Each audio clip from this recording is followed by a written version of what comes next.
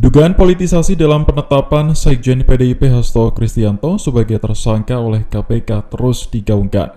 Juru bicara PDIP Guntur Romli menyebut, Hasto punya bukti video skandal elit politik yang dapat digunakan untuk melawan kriminalisasi.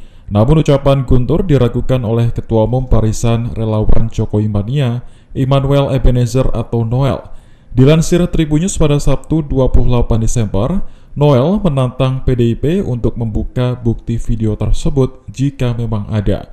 Ia sendiri tak yakin dengan klaim yang dibuat Guntur dan menurutnya bisa menjadi blunder bagi pihak yang mengungkapkan.